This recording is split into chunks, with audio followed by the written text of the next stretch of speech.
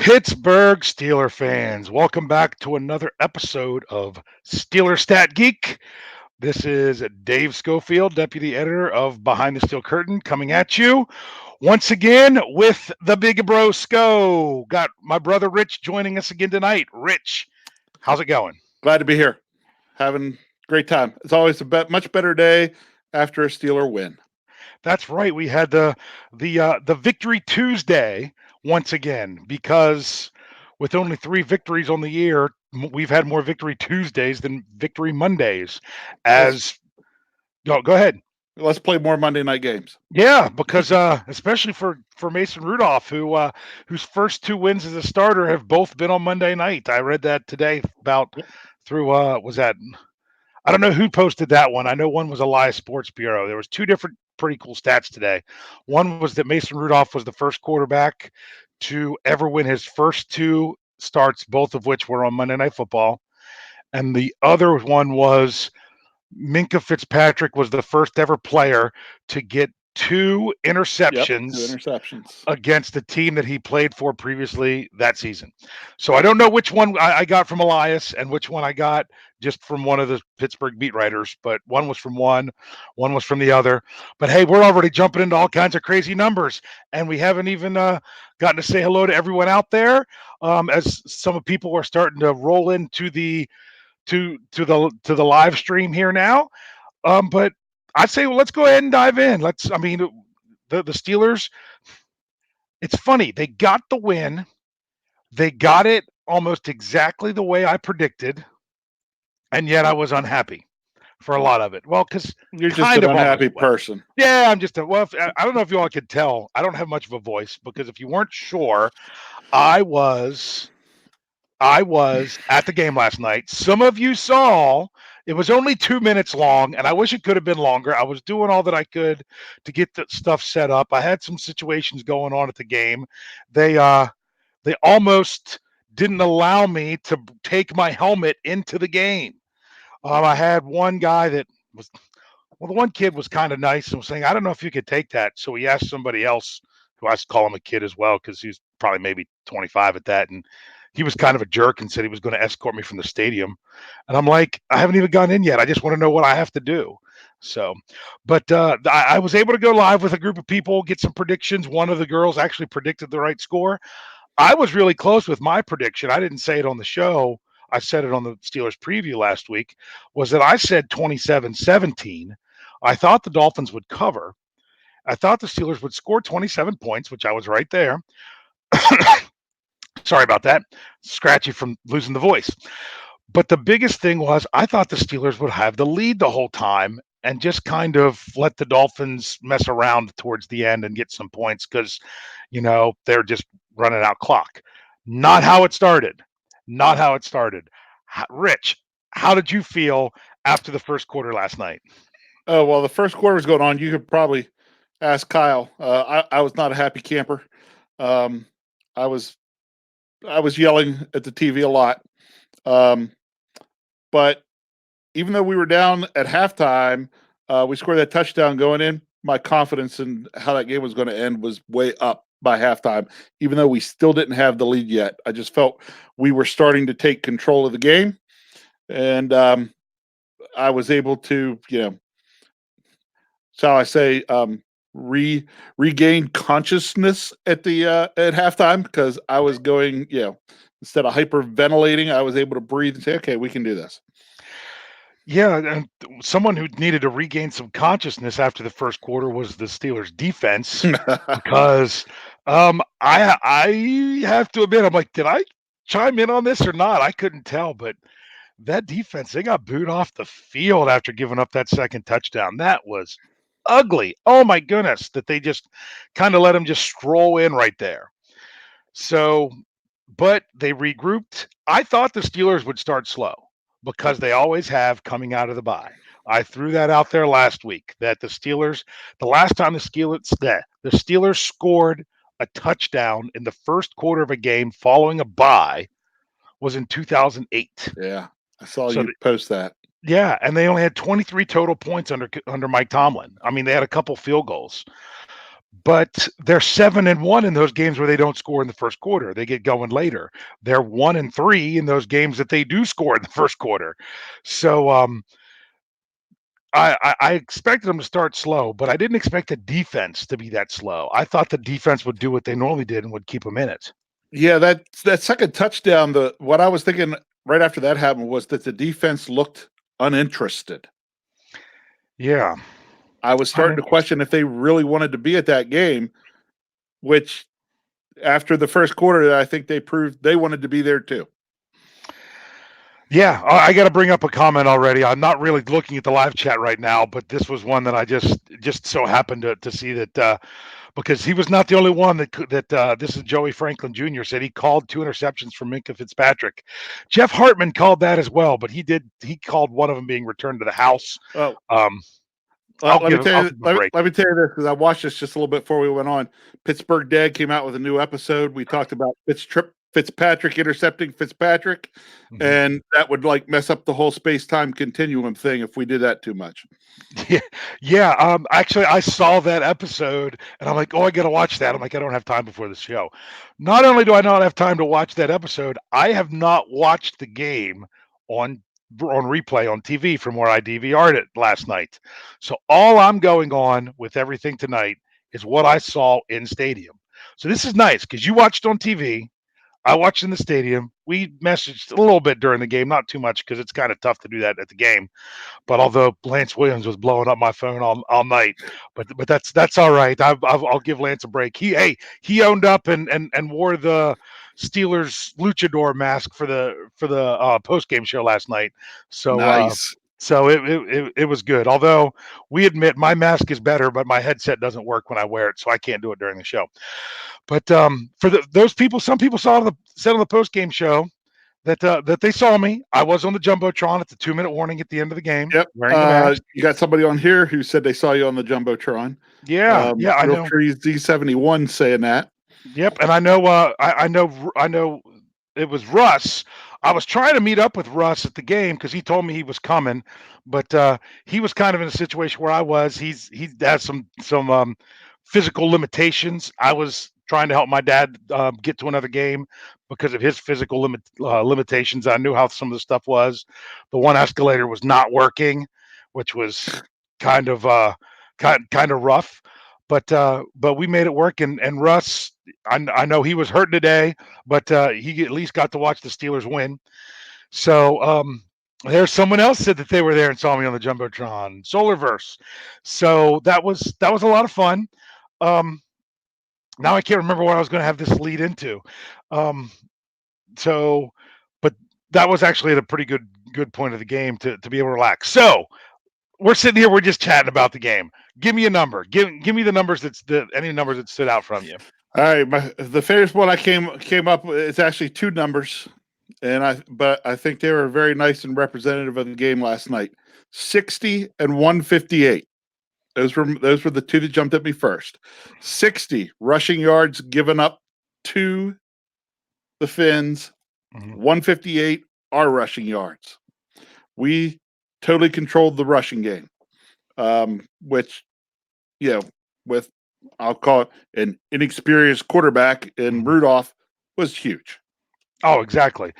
To jump on those numbers, that I think it was 3.0 per carry for the Dolphins, and it was 5.45 per carry for I the think it was. Steelers. I think the Dolphins were 3-2, Yes, 3.2. I it was believe it was.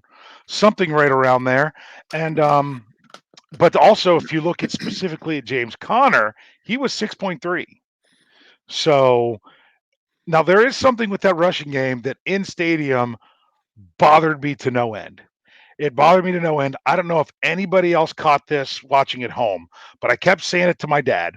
And I'm really glad that I was able to get my dad to one more game because the last game my father went to, he actually was there. A whole group of us were together. He sat with you and with Kyle, and that was the Jacksonville playoff game. Oh, And that my dad went to 2 games that year, and both of them were against Jacksonville. And we all know what happened in those 2 Jacksonville games.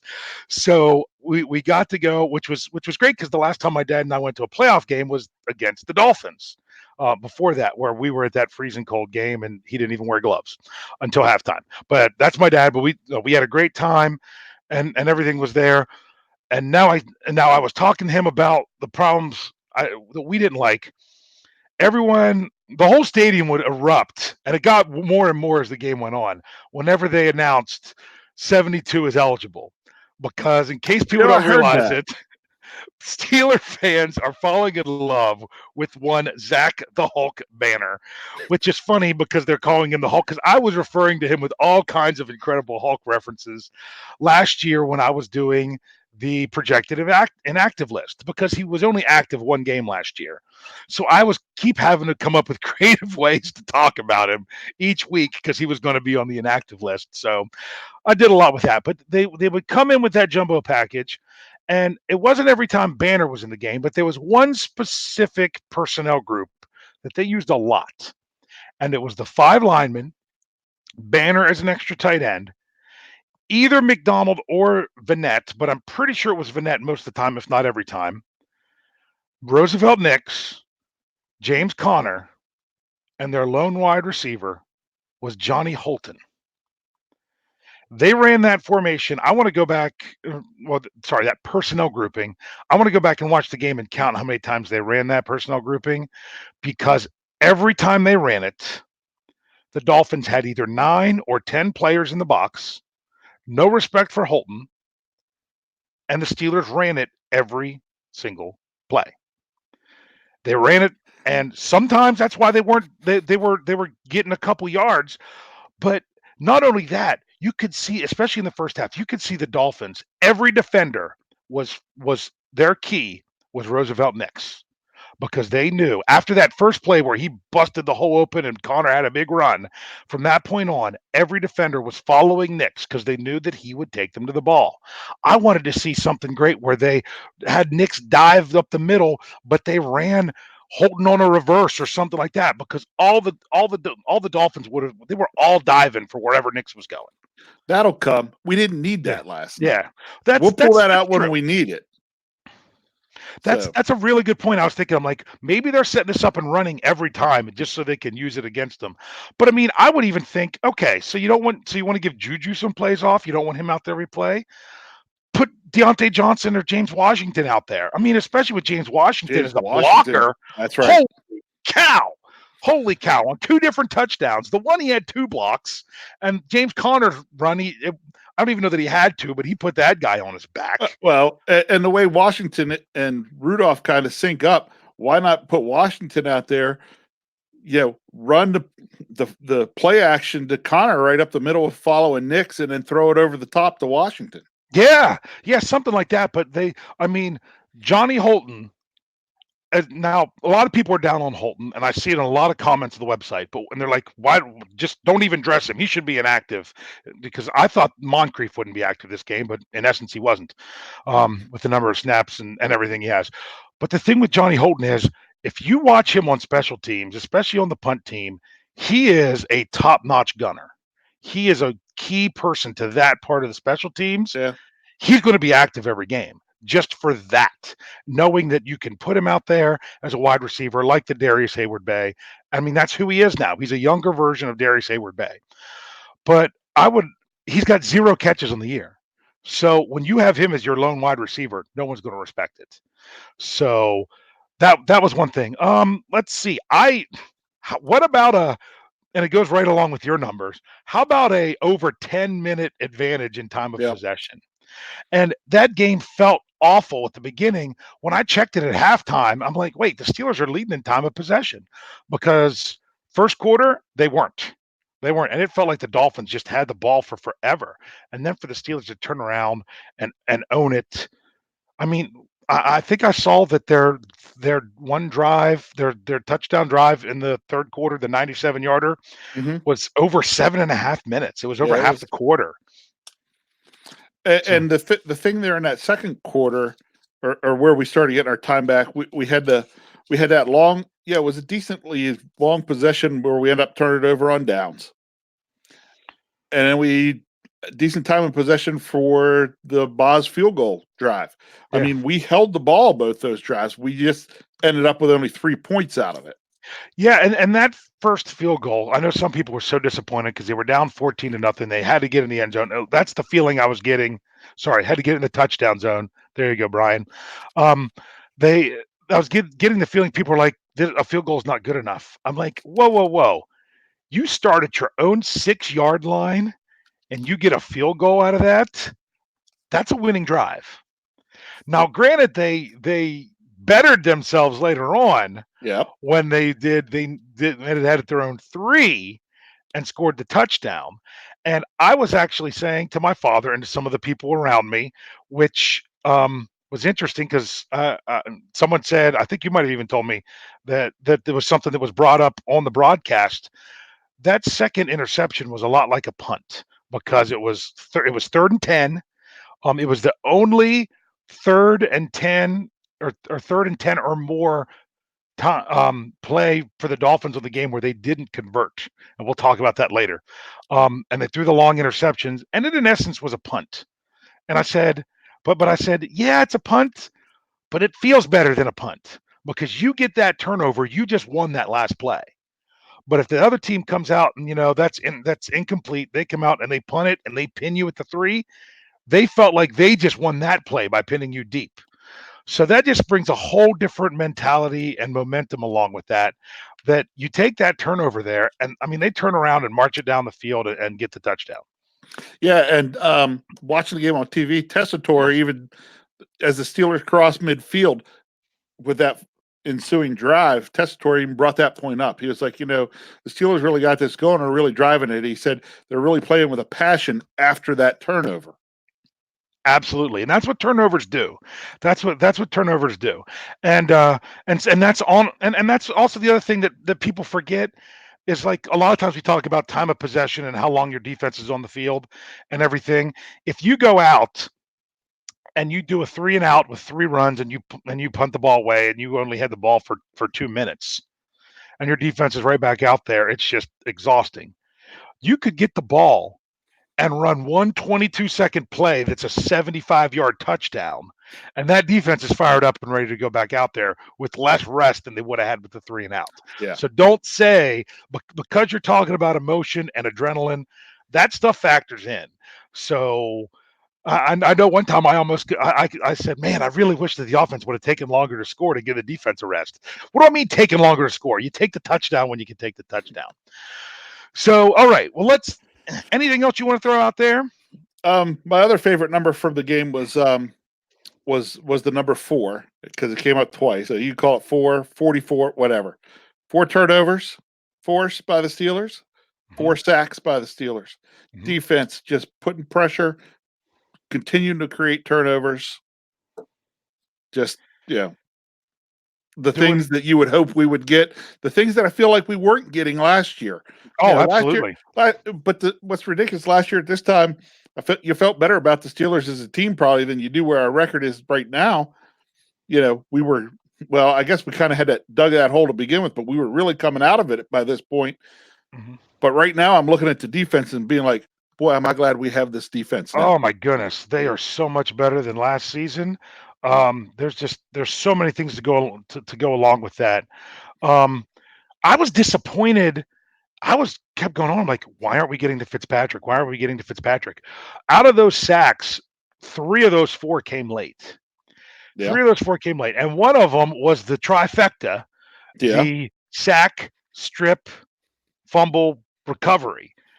And I'll be honest with you, that happened not very. I mean, I'm in the closed end of the stadium. That was more there. I couldn't believe that was called what it was because it just looked like he tackled him and then ripped the ball away after it was over. We couldn't see at the time that the ball had been moving. I'm like, I don't know why he's running into the end zone. I guess it's just exciting. And then all of a sudden we're like, they're talking about this. Wait a second. The Steelers have the ball. It was just one of those things because it was so close. You didn't realize. I was excited about the It sack. wasn't again when they zoomed in on it, watching on TV, and they got in there. You could actually see Fitzpatrick started to lose that ball about halfway down. Yeah. It just basically he had it pinned with one arm, kind of rolling it across, his midsection, and it was like, but that ball was coming out, and it was actually pretty clear. I was actually one of the more confident things that I knew they would be reviewing. I was pretty, that was one of the things I was more confident. Nope, they're not going to have any problem with that, and they didn't. Yeah, I mean, once they showed it on the jumbotron, we could see that that's exactly what it was. And since you were going to ask me this and you wanted to guess, and I'm pretty sure you got it now. I said no, we're going to save it for the show. I'm not going to tell you now. That was correct. It was That exactly was when you said you wouldn't tell me when they played Renegade. I was like, I bet they did that right before Watt got that the sack. very next play was the sack strip fumble recovery. Doesn't Right get much out. I better mean, than no that. joke. The next play after Renegade, and I had three people sitting next to me on my left side that it was their first game. And the one kid, I say kid, he had to be a teenager, and when they went to play Renegade, everyone knows when it fades to black that it's coming. Now, not everyone knows this because he's like, what's this? I'm like, oh, just you wait. I felt like going in and bust out an Alexander Hamilton there. Sorry, there goes my geeky side again. You're a dork. Yeah. um, but for those of you that haven't been there to experience Renegade, it's fantastic. Even in a game like this, when it was kind of already put away, you want to see Renegade. You don't want to go to one of those games where there's no Renegade. It's the most disheartening thing. But that I know when Renegade's coming before it even goes to black because they go to the same shot of the stadium. It's the full wide screen, and it's from the closed end up behind me, showing down at the field. They don't have any of the extra stats on the side. When I see that shot, I know they're getting ready to fade. And I was already up and going. I had my helmet on. I have a yellow lightsaber with it. I actually was able to fasten a terrible towel to the end of my lightsaber that I can now whip around. Was it the Renegade terrible towel? You know what? It wasn't because I didn't want to put a hole in it. Okay. I didn't want to put a hole in that terrible towel. So I did my old gold and black camo terrible towel, waved my Renegade terrible towel during the game. So, but that's what I was doing. That was great. Renegade comes out. You're like, now trust me, my ears were not ringing nearly as bad as they were last year when I was at the Patriots game. That Renegade was crazy. But that came out, got the strip sack, ended up getting a field goal out of that, which makes me bring up one thing I want to talk about is how about 17 points off of turnovers? Yeah. Not only is it 17 points off of turnovers, great. Look at when they got which things. The first two turnovers that the Steelers forced both turned into touchdowns. The one was I was content with 14-3 going into halftime, knowing the Steelers were getting the ball and then could really cut into it. But I said to my dad, boy, a turnover here would be great. And then all of a sudden, boom, there it was. They turned it into 7. That you had on a total mistake by the Dolphins. Yeah, and their coach today, he's still owning up on that. He still think it's great. But I'll be honest with you, Rudolph looked antsy the entire first half. The moment he started to change was when the drive where they started at their own 6 and they actually lost 2 yards on the first 2 plays. So they were at their own 4 on 3rd and 12, and he converted. That was when you saw the change start. Yeah. They go down, get the field goal. I hope everyone in the live chat's good because you and I are just talking. I'm trying to keep an eye on him. Yeah. So, but then you had the Deontay Johnson play from the stadium live. From my perspective, I was looking for the flag right away because it looked like he got separation for live. But as soon as they showed the replay, I'm like, no, he didn't do anything. It looked like he did something, but he didn't. It was the hands to the face in the Detroit game, where just because the guy reacts like a hand was in his face doesn't mean that there was a hand in his face. Yeah. So that's what it felt like. I had a lady behind me asking, do you think that was offensive pass interference? And I said, I do not think it was offensive pass interference, but I also don't think they're going to overturn it. I think they've pretty much just been told to basically not overturn it unless Actually, you know what? I don't know unless what. Yeah, no, it's you know what, and it's because of the Steelers. It really is. They're not overturning any of these unless it's ridiculous, and even if it is ridiculous, they still might not do it. All because of what they did in the Seattle game, where they took a call that wasn't they didn't make, shouldn't have made, and on slow motion overturned it, which was a terrible call, and that basically has ruined the Cost whole us the game. reviewing. Cost the Steelers the game, and has ruined the whole notion of reviewing that. And I wrote an article about that. I'm like, the problem with that play when they overturned it with that pass interference, which I think if they would have called it, I would have been okay with them calling it regular. But there's no way they should have overturned that. But the problem is they're reviewing one penalty when really two other penalties, one on each team, happened before the ball was even touched by the receiver. And that was TJ Watt was held, was the only reason Russell Wilson was free to throw that ball, because he had him and they just drug him to the ground to keep him from sacking him. And then after he rolled out and threw it, Bud Dupree hit him helmet to helmet, and that should have been flagged as well. But because of both of those penalties, they can't do anything about those egregious penalties that would have offset it. They can only look at the one. But I should stop talking about that. So they had that one. Um, then the very next play should have been pass interference on Juju, and they didn't call that. At least it looked that way from the stadium. You might have more perspective from at home because we really let them have it. That one was true. That one was more true. Just a little bit of the hand to hand combat. That was, you know what I mean. That was just Yeah, that was more just hands on hands and not yeah. grabbing arms and pulling things around. Um, that one I don't think was. Not as bad as the one before. I thought right. I actually thought that was a good no call. Okay. I don't really think, because both players kind of went at it there. Neither one really gained that big of an advantage. They let it play out and let it go. I thought it was a better call. Yep. Now, I am getting this right that yeah, because that was the call, because it was the offensive pass interference is what set them back to 2nd and 20 and then 3rd and 20. And Mm-hmm. then it was the 3rd and 20 call where you had a quarterback whose feet had been antsy, who had held on the ball too long, that they're like, we're just going to send everyone and we're going to put all this pressure on him and he's just going to have to, and he's not going to be able to handle it. Well, guess what? You had nobody on him, and it was just it was beautiful from the state. I did not notice the James Washington blocks Oh my gosh, they until were fantastic. until during the break. I checked my Twitter real quick, and everyone's like, "That block was amazing," and there was a video replay, and I watched it, and it was like, man, oh James man, Washington blocked two guys effectively on that play. yeah, he blocked one guy To the enough to outside clear out. and then cut back in and took that guy out. It Oh, and was, just planted the other guy. That was nice. but I I mean, still don't those know are why. I still don't know why on 3rd and 20 at that point in time in the half you go to zero coverage by the Dolphins. I don't get it. you got to leave one guy in the middle. You got to leave one guy short in the middle. If And nothing not else. just that, but the guy that was covering Deontay Johnson, as the ball snapped, he backed out of it like it was like he was playing zone, Yeah, and the other two guys were playing man. So they not only yeah, were they in zero coverage, one of the guys blew it, and we made him pay. yeah. They didn't really know what they were doing. So, and I mean, and that was a key moment in the game. That was a big turning point right there. So lots of good stuff. Lots of great numbers. We could talk for forever. I'm actually going to look at the live chat right now. Say, do you all have any numbers? We'll bring up a few. We'll talk about them really rapid, and then we'll move on to talking about this week, since we've just been.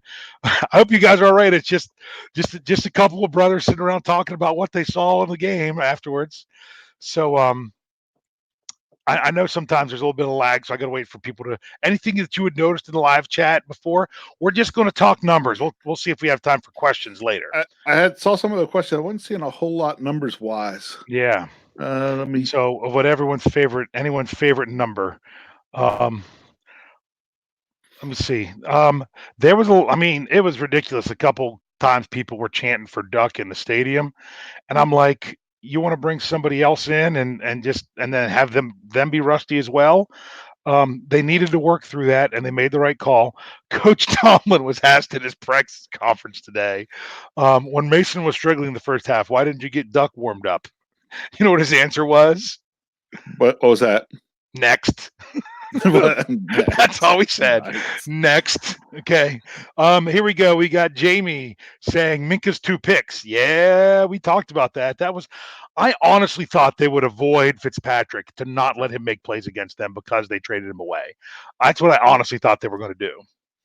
Um, yeah. There's another one that said kind of the same thing, but I'm not going to bring it up. Here's another one: the 2 picks from Minka. So, um, so I don't know. There was another number that I had that I wanted to bring up, and I don't remember what it was. But okay. Well, here we go. This was actually a good point. They said Connor could have had 200 yards rushing if it wasn't for penalties. He did have a couple decent runs that were brought back. I felt like they were really picking on Marquise Pouncey. Some of those holding calls were holding calls, but they're the kind of holding calls that you could call on any play. It almost seems like on cue. And it's funny because we had just had a conversation because there was a lady that was asking me questions sitting behind. She didn't know I was with behind the steel curtain or anything. She was just talking. And she said, she's like, do you think this is rigged? Do you think the NFL's rigged? I'm like, the players on the field? No. I'm like, the officials and particularly the people in New York, I can't say that because I'll Yeah. tell you, New York, when it goes to a review, when it goes to New York, you can say that probably 9 times out of 10, if it's a close call, it's going to go in favor of the team that is probably trailing in order to make it more of a competitive balance because they want closer and better and more interesting games. So it's just kind of what they did there. But you also got to. I know they said Pouncey had a rough game. He was kind of getting manhandled by their nose, but you've got to commend him because he actually played injured. He played injured because Ramon Foster had already gone out. So BJ Finney was already in for Foster. And so we had that. If Pouncey would have gone out, then Finney's got to slide down into center. Yeah, I see the comment.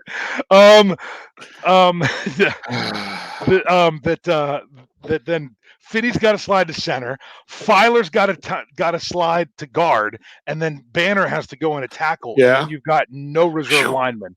So Pouncey, he took one for the team and powered through. So that was pretty good. So there were some penalties there, but it seemed like sometimes you could almost. I turned to the lady and said, "Just wait, they're running it pretty good. They're going to call a holding penalty here in the next couple plays." It was literally the next play that they called a holding penalty. That the one on Pouncey, I agreed with you in terms of you say you could almost call that at any point in time. The problem was kind of where it happened and how, and one of those where the ref's looking right at it and made the call. You know, he was kind of. It was a little ticky tack, but was it a hold? When I saw that, you can't say it wasn't. wasn't A hold. It was. Was it right there in front? Yeah, where the ref could see. You know, wasn't tucked in a bunch of other people. Yeah, okay, I understood. I wasn't happy, but I understood why he threw the flag. Yeah, well, it's one of those things that were there probably other holds that were worse than that all throughout the game. Absolutely. So I don't want to talk about officials because these officials need to not be talked about. That's the only way the NFL is going to give us a better product is for us to not be talking about officials.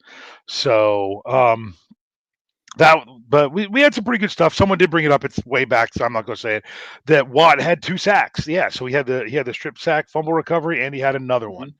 So it was very interesting when they only went to one defensive lineman at times. Because I noticed, because I said this before the season started, I said, wouldn't it be interesting if the Steelers found a way to get Williams, Barron, and Bush all on the field at the same time? I said they might even experiment in the preseason with that. They're like, oh, why? What did both Brian and Jeff were like, what would they do that for? What was it? There it was last night. They were putting Vince Williams in there to rush the passer and only playing one defensive lineman. So that's kind of something you've seen that team up north do before in years past. Vince Williams, a pretty big dude. You know what I mean? He kind of, what I want to say, kind of reminds you a little bit of Levon Kirkland a little bit. Yeah, you could have done you could do the same thing with him. Yeah. Yep. So I mean, they're getting creative with stuff like that. I'm ready for them to get a little bit more creative with some of the stuff on offense. Like I said, that one personnel group just kind of drove me nuts because you knew it was happening every time. I also was getting frustrated because with me having the end zone view, so many times in the first half, they were running so far, horizontally, they weren't getting vertical at all. And in the second half, you would see them run those horizontal plays. You'd see the crevice open up, and Connor just duck into it and get up in there and get 7 or 8 yards. That was a thing of beauty. It might have just taken some time to set that up, but it was so much of run wide, run wide, run wide, get one. I can't even say that right. I'm tired of it. Um, get 1 yard if they can, and that was frustrating early on. But then when they start moving the ball, where everyone was Rudolph's throwing the ball behind guys. His timing was just off in that first half. But he turned around. So here's another number. He was, I'm pretty sure, 12 for 16 in the second half. He started 1 for 7, and he ended up in the second half alone. He was 12 for 16. So Yep. here we are. We're 35 plus minutes into the show. I think we need to start talking about this week coming up, at least for a little bit. I like dwelling on this one because it happened last night. I mean, it wasn't even. I mean, the game was going on 24 hours ago. So Can I give one more number from yesterday's game? sure, please Because do. to me, it was a finally a great victory within the game, and the Mhm. number was 1 for number of challenges won by the Steelers last night. Yeah, that's one. And I'm surprised people might have. I think they put it early in the live chat. I know earlier on the hangover they talked about that a good bit. You had the challenge. Now it was interesting because, well, first of all, I didn't finish telling the story with the whole Deontay Johnson offensive pass interference. I was like, when they show you in stadium the view that the official is watching on the pad, you actually see what they're doing, what they're backing up, what they're looking at, and sometimes you can tell what they're going to call based on that. They were really zooming in at his feet. It looked like they were going to overturn this and they were going to see if it was a touchdown or if he was short. They were checking the clock. They were doing all kinds of stuff. They were so focused in there after the contact for like the second half of the thing, because I was about ready to say they're not going to overturn this, and I'm like, wait a second. Based on what video they're showing on the board, they're looking about what it's going to be. I'm wondering if the official was looking on what it would be if they overturned it, and then New York said, "Nope, we're not overturning it." So that was just kind of weird. But people were wanting, oh, throw the challenge, throw the challenge. I was trying to remind them it's inside 2 minutes. Can't challenge. They got to come from above. I thought Tomlin was crazy for challenging that play. I I did it first as well. well, in stadium, and remember, it's coming at me, and I look at it, and I'm like, this is crazy.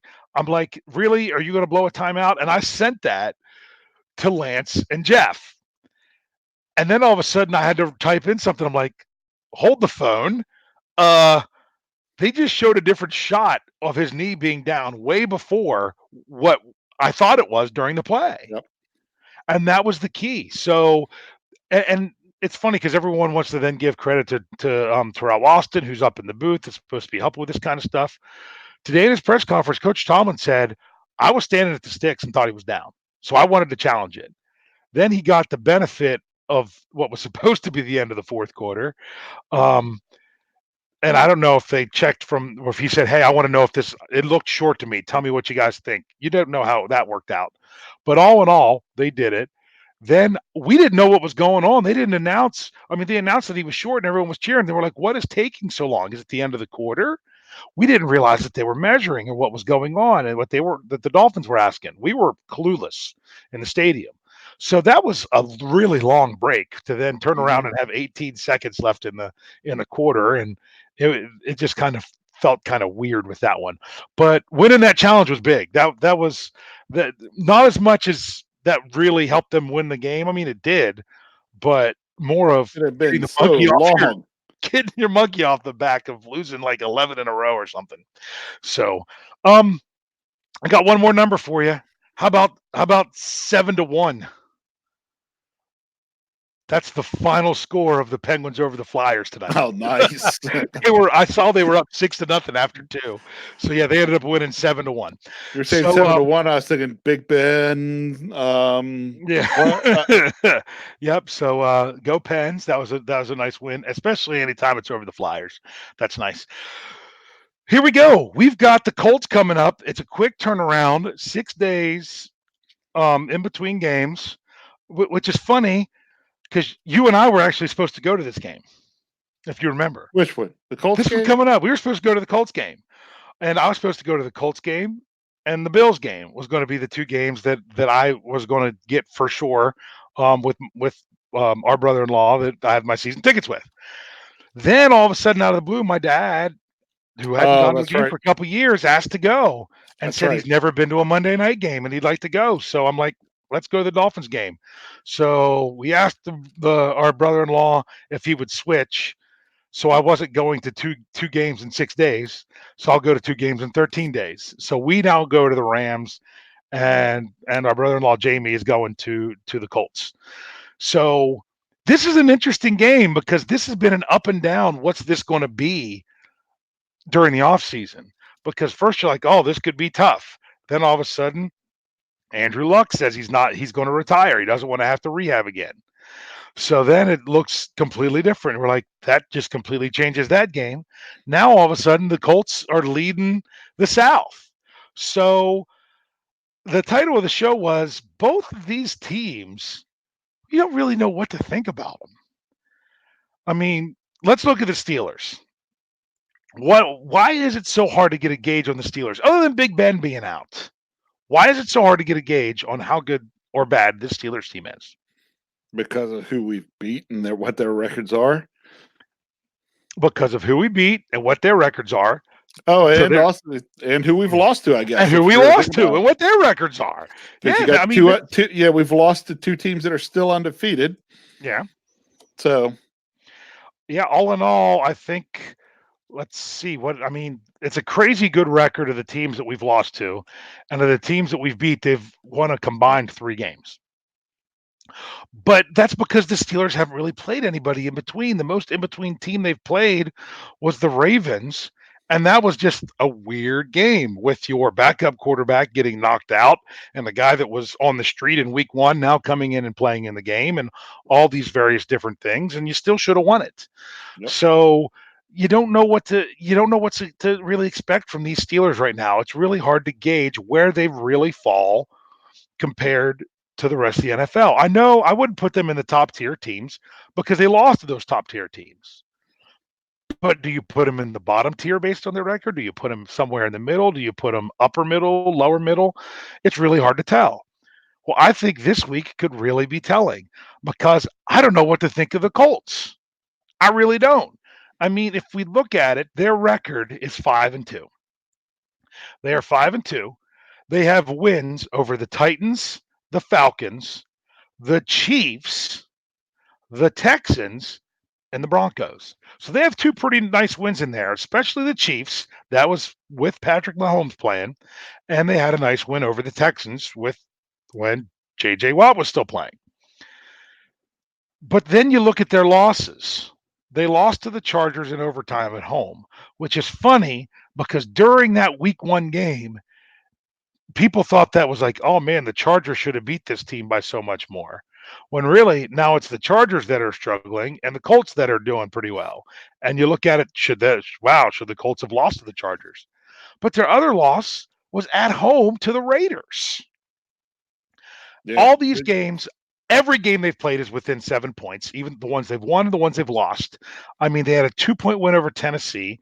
They had the 6-point loss in overtime to the Chargers. They had a 3-point win over Atlanta. They had the 7-point loss to the Raiders. They had a 6-point win to the Chiefs. They had a 7-point win against the Texans. And then they had that 2-point win against the Broncos, in which Joe Flacco comes out and says, why aren't we going for the win? And because he was such a pain in the neck to the coach now says that he's out with an injured neck. So I just thought I that love was, that. yeah, That's that was, hilarious. I mean, but Flacco was right. I think he was just tired of it. And he said, when are we going to try to win the game? We're 2-6. But I don't know what to think of these Colts. And I don't know what to think of these Steelers. So this could be a game that kind of tells us something, or it still might not tell us anything. So let's just go out and try to win. Yeah, let's go out and try to win. When I looked at the line yesterday, it was even. When I looked at the line after the Steelers game last night and went to write the article, which will be coming out tomorrow about the betting preview on Behind the Steel Curtain, um, the line was that the Colts were favored by a point, but they hadn't taken into consideration the Steelers game yet. So then I had to go back and fix it again today because guess what? Now the Steelers are favored by a point. So So everybody else is asking the same yeah, questions we are. they're asking the same questions we are. So you know what? I don't know what to expect from the Colts. So let's focus on the Steelers. Let's look at some numbers of what the Steelers need to do in order to win this game. Do you want to go first? You want me to go first? Go I ahead. got two. Okay. The first thing is we've that this was two things I was challenged by Lance Williams. One of them for sure was last night on the post game show. He's like, got to get Dave working on this. So I did.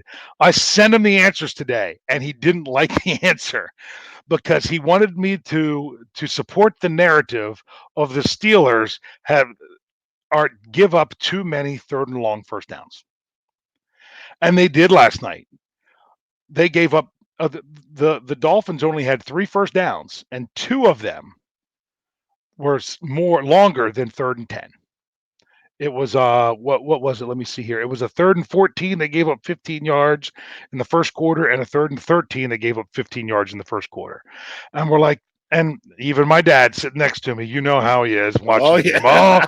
here we go. It's Oh, third here and we go. long. Can't stop It, anybody on third down. yeah. Oh, I wish it would have been 3rd and 5. They might stop them. If it's 3rd and long, they're going to give it up. So that's what he said, and especially looking at last night, that's how you feel. But I looked it up for the season, and it's really not as bad as what you think. Really? The Steelers have given up 7 first downs on plays that was 3rd and 10 or longer. Now you're saying, well, where does that rank? Well, the Texans have given up 10. They've given up 10. A couple other teams have given up 9, and some have given up 8. So they're tied in there. So then I got to looking at, well, what percentage of third and longs are they giving up for first downs? So I'm saying third and long is 10 yards or more. And their percentage is, I want to make sure I read it correct. Where did it go? It is 19.4% of the time. That ranks them 16th in the NFL. So what does that mean if you're 16th in the NFL? Smack dab in the middle. You are right in the middle. You are right in the middle. So do they do it? Yes. Do they do it more than some people? Yep. Do a lot of other teams do it more than them? Yep. And then Lance is like, "Oh, well, you got to be elite to do that." I'm like, some of the better defenses are lower than them on the list. Defenses like Green Bay is lower than them. Who's New Orleans, who's been known for their defense so far this year, they're lower than them on giving up third and longs. So everyone's done it. Everyone's done it in the NFL this year, except there's one team out there that hasn't. There's one team that has not given up a first down on 3rd and 10 or longer. And you're not going to believe who it is. Oh, it's somebody probably really bad because they can't force a team back far enough on third down. No, I mean, they actually have, I think I saw it was right around 25 opportunities, and they haven't given up at all. It's a team that everyone thought they were all the best at the very beginning of the season when they beat a couple crappy teams, and then they turn around and get spanked by other teams. And that would be the team that everybody wants to talk about, the Dallas Cowboys. Wow. They have not given up a third and long for first down yet on the season. But I think that's just one of those things that hasn't happened yet because it hasn't happened yet. So they got to get, even though they're middle of the road, they got to get better. Now, if you take last night's game out of it, where they had the Dolphins had 3 third and longs, they converted 2, and the other one they threw the interception to the 3-yard line. If you take that away, they were actually at, I sent it to Lance. I think it was 14 point something. So they would have been up there right around the top 10 until the game last night. So it's something you've got to work on. It's something you've got to make sure you defend, and it's something that could frustrate you as a fan. But what you don't realize is that it happens to everybody, because guess what? Those other teams, they're supposed to try to get first downs. That's their job. So there's that. But the Steelers' offense, I wrote it down somewhere, and now I can't find it. Um, their offense is actually pretty good at it because I'm going to have to bring it up here. Um, now all of a sudden I can't find it. The Steelers' offense is tied for, where is it? 1, 2, 3. They're tied for 5th in conversions of 3rd and 10 or longer with 28%. The team that actually has the most is who they play this week, which is Indy. They have a third of the time when it's 3rd and 10 or longer, they've actually converted first downs. So it's kind of interesting. Now they haven't had as many. Well, no, they had about as many opportunities as the Steelers. So they've managed to get 8 rather than 7. So they're pretty close there. But that's just one of those things that's interesting. That it's one of those narratives that you think, oh man, the Steelers are really bad at this, but really they're right about average with everybody else. So I'm sorry, I just went on a big rant about it because of everything. I don't know if you wanted to throw in anything with that or go on to the next number. That's all right. Let's keep going. Let's keep rolling. All right. So what do you got? What do you want to see? I know we talked about it beforehand, and now I'm drawing a blank on what I wanted to talk about this game. Yeah, you said, I'm like, oh yeah, that's good. I sit there, listen to you go off on your rant, and well, I haven't. Cage. I was going to say, what's your other number? Maybe I'll give you my other one, and then maybe we can think about it. My other one, this is one that Lance brought up, is how much are we using our tight ends in the passing game? That it's not enough, that you need to get the tight ends a little bit more involved. So I actually looked it up at how often they've been targeted. The tight ends, though, this actually also includes Xavier Grimble, which was just 1 catch on 3 targets. They've been targeted 30 times in 2019. That's 30 targets out of 223. That's only 13.5% of all targets have gone to tight ends. The running backs are almost double at 22.4%. And the wide receivers, I mean, you would expect wide receivers to get a lot of targets. It's 64%. But when you look at how high of a percentage the tight ends are catching the ball, I mean, obviously the running backs are catching it more often because most of the time they're catching the ball behind the line of scrimmage. But your tight ends, sometimes you'll catch it right around the line of scrimmage and try to get forward, but a lot of times they're at least 3 to 5 yards downfield. Yep.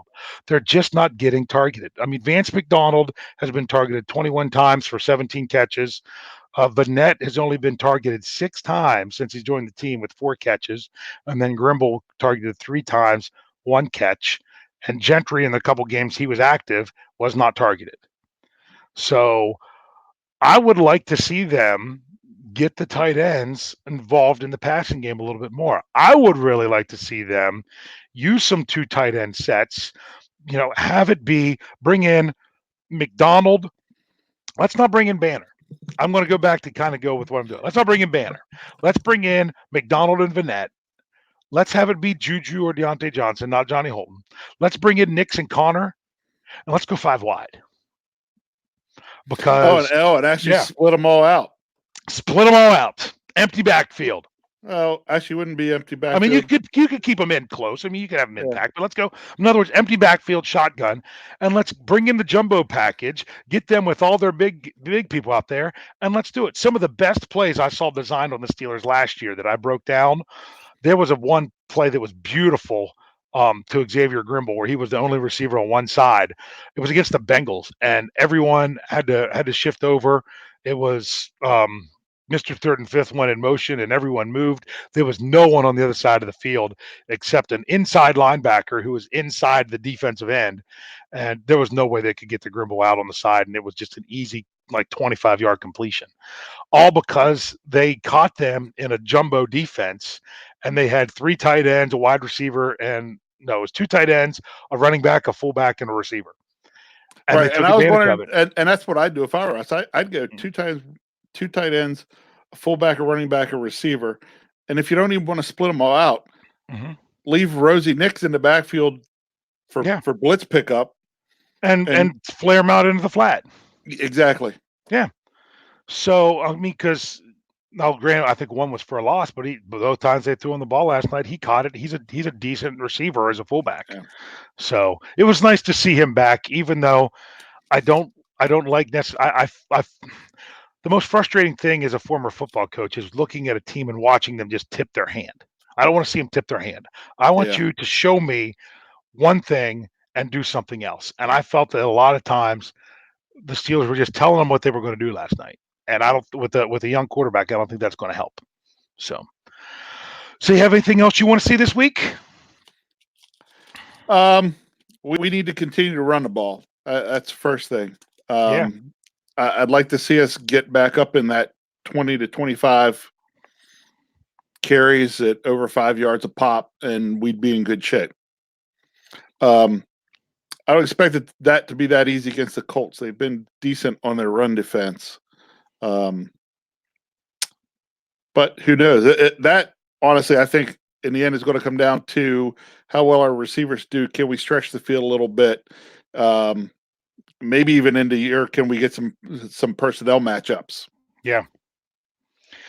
Yeah, and I mean, you still got to get stuff. I mean, you're still figuring out your wide receiver group, and that's the thing. If you're still trying to figure out what's going on with your wide receivers, then you know what you have in your tight end. You know Vance McDonald, what he is. You know you traded for Vanette, so you know what he can do. So let's just get them going a little bit more. Yeah, I will say this. I think Deontay Johnson is really starting to establish himself. Maybe I won't mention the person, but when that play with the pass interference where he made a one-handed grab there on the sideline, they called him for the interference. Yeah. Yeah, there's a certain former Steeler recently that really reminded me of. That the whole reason that he was drafted was because of the draft pick they got for said person. Yes. Yeah. So it's yeah. He, I think, is really starting to establish himself, and I think that really showed in this past game because I think Deontay Johnson becoming more of a factor really opened things up better for Juju. Yeah. So I think if we can get him established again, that's going to open things up in the passing game for Juju. We start to open things up in the passing game, we start seeing the running lanes. Yes, it all. And here's what's crazy: so you need Deontay Johnson to start making plays to open it up for Juju, which then opens up the running lanes. And how did Deontay Johnson really start to make plays early this season? Because everyone was focusing on Juju. That's how he was, like the one long touchdown.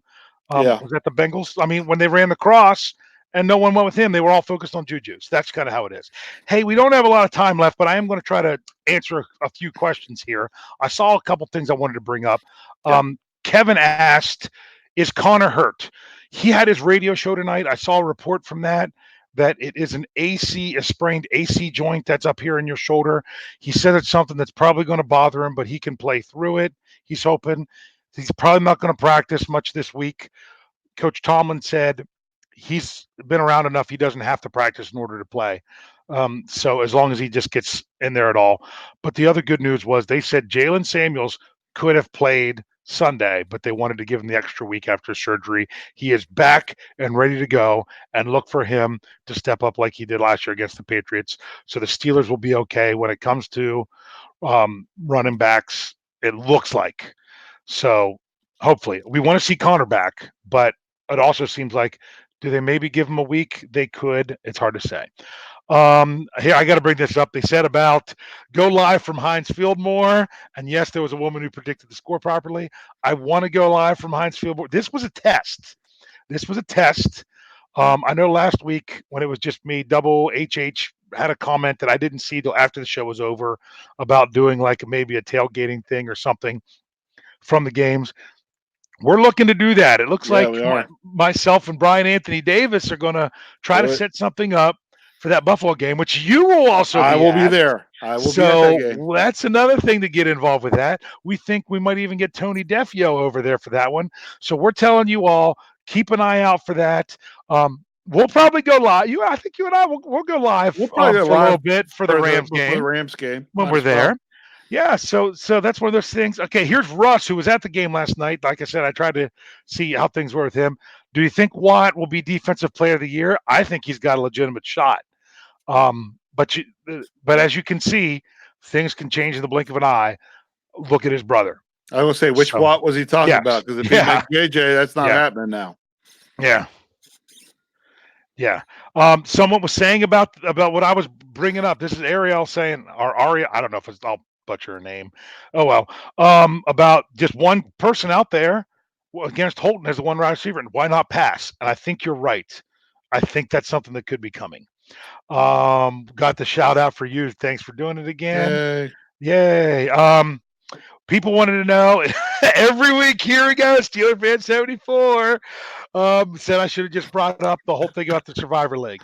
Okay.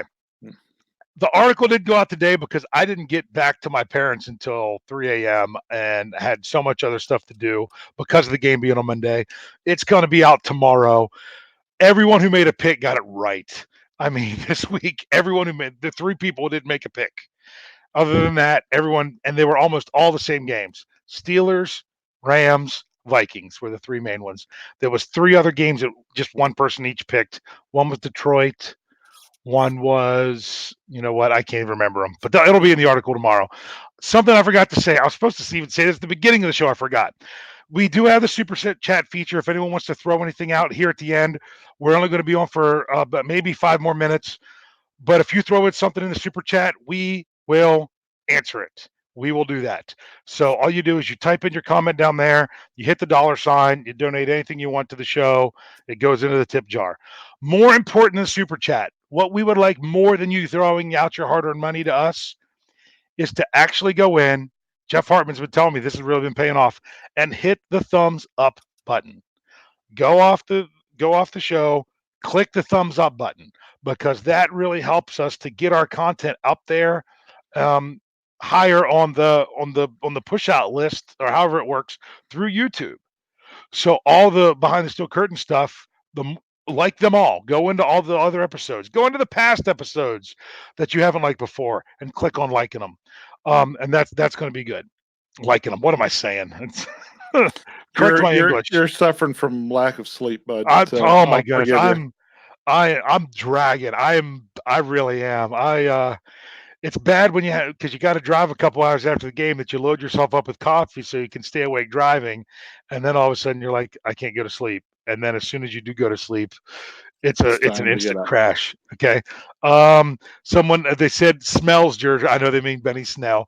Don't know much about him. He was being evaluated during the press conference. Didn't get much there. Yeah, and he corrected himself.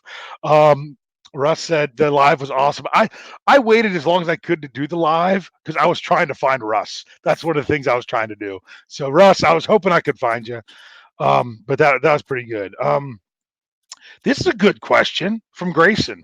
Who will be a tougher team, Rams or Colts? I'm probably still leaning Rams, Mhm.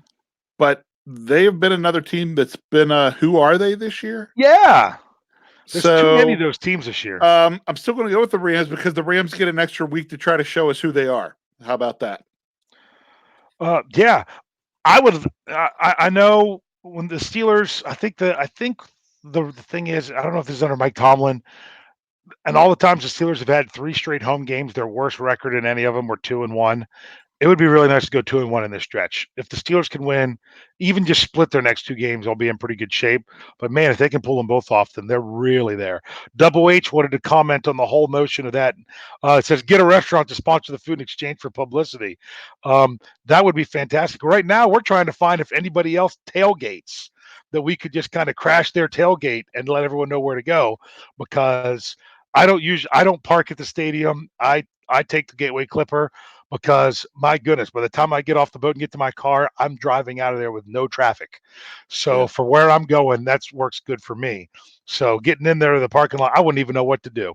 So we're looking for someone else that would like to say, hey, let's do it here, and we'll make that happen. Russ was answering about Snell probably out with the knee. We're not sure if he's limited early in the week. He's probably going to be out Yeah. because he's a young guy. Um, Alex wants to know: do you believe our defense is our identity? What do you think, bro?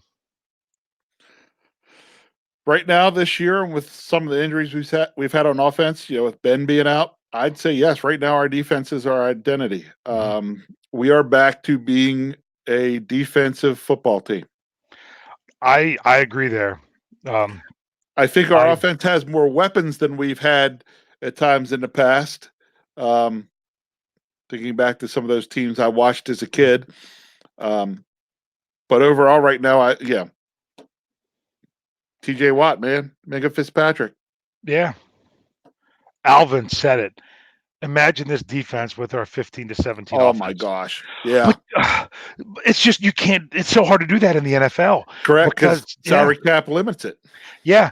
I mean, and especially teams that can do that. Whenever you, I've said it before, getting your quarterback on a rookie deal where you can spend money in other places is what really can make a team strong if you've got that fantastic franchise quarterback still on their rookie deal, Right. which is really hard to find. And but look, that's what the Steelers had early with Ben, and they had the strong defense. Then things kind of had to shift the other way around because of all that. Now they're getting back to trying to build that young defense that are still in there. But I mean, look, you're going to have to pay TJ Watt. You're going to have to pay Minka Fitzpatrick when the time's coming. You're still going to have to pay Juju when that one's coming up. Um, are you going to be able to pay Hargrave this offseason and things like that? So I think the defense is now the identity of this team more than anything. But man, just imagine if you could have both. But I was saying to my dad on the trip up there last night, look at what that team up north did. They've got the aging 40-year-old plus quarterback. What do? Do they go out and make sure they get him all kinds of great weapons that they could go out there and take it to teams? Nope. They No, built up because the eventually defense. he's going to fall off. What Yep. did they do? They built a phenomenal defense that now all TB12 has to do is manage the game and not lose it. I mean, what a better situation for a quarterback than that when you're that old. That's crazy. So, don't really here. Kevin said he would pay Bud Dupree. I'm a little leery about Bud Dupree. I'd You pay needed the to see it I'd more than 1 I'd year. pay the 2019 Bud Dupree, but I'm worried that once I paid that pay, well, I about slipped up Dud, there. yeah, It'll be Bud back to Dupree. That's fine. That's Dud what we call him. Dupree, like we've seen in the past. So to me, he's still a little bit scary. I'm worried if he hits free agency, somebody's going to actually offer him big time money, Yeah. and to me, that's too much of a worry. Of is he going to earn that money? Yeah, that's a very good point. I mean, I was listening back to the post game show from last night because I didn't get to catch it all based on where I was leaving the game, and that was something that I think Lance Williams said is that you want to, in order to pay him that much, you'd like to see it for more than one season. Yeah. So, but someone probably will. Um, but hey, bro, here we go. You and I just got to go and talking about the game, Yeah. going really long again Time to tonight. wrap it up. We went long Yep. again. Yeah, we went long again, but that's kind of what happens when we get together. It's just nice to get together and talk. And we like that we're here talking with you all. When you're talking, I'm trying to to peek in on the live chat. When I'm talking, you probably get to read everything because I talk so much. Um, Pretty much. but hey, but I'm used to having to talk and fill the whole thing all by myself. So it's nice to have you. Um, but thanks for tuning in. Once again, the best thing that you can do to help us out here behind the steel curtain with our family of podcasts is to go in and hit the thumbs up button on YouTube. If you are listening to it on an audio platform, go in and give whatever rating system that they have, whether it's a star rating or I don't know how all of them work. I'm not even going to pretend. Make sure you do that to really help promote the content. Make sure you're checking into behindthesteelcurtain.com for all the different stories coming out. We've been getting at least 10, even through the bye week. We did pretty good with that, with trying to get you all the best content that we can out there. I would be so it would be so terrible if I did not at least mention, and I really wish I could remember his username. He doesn't usually make the live chats. I know he's going to send me a message and remind me the username of I was after the game standing there with my helmet on, and I was approached by someone who was a fan of the podcasts and talked to him for a while, took some pictures. It was great to meet him. Um, And then you forgot. and Then you're then I like, know he told me his screen name, and with everything else going on, it was late. And I honestly, I'll probably remember it tomorrow. I'm just so tired right now. So that was fun. You and I will be at the Rams game. So if you guys are going to be out there at the Rams game, let look us for know. us. Yep. Yep. section 122, and if I knew better where I could find people to do the pregame show, we'll have to see about that. You have to And if scroll you back through here. Russ was talking about some tailgate stuff. You'll have to go back and look at the excellent, live yeah. chat. And So Russ has my email and stuff. He can let me know stuff through there. I think Nap 1970 or 1963. He did say great show, but I saw a comment for him earlier today on Brian's show when I watched it for just a few minutes that he might even have a hookup with that with when it comes to a tailgating thing. So if you're ever thinking about trying to get to a Steelers game and you want to start looking to maybe get some tickets, look at that December 15th game. It's the last home game of the season with the Bills. We're going to be there doing some stuff. Kevin says he's going to be at the Rams game. Make sure you come see us, Kevin. That would be great. So thank you all for tuning in. We'll be back next week. Like I say, anytime Big Bro Sco wants to sit in on this, he is more than welcome to do it. It's a lot of fun. it is. But let's just get this cut off now. Thanks for tuning in. Tell a friend and subscribe. See you all next week.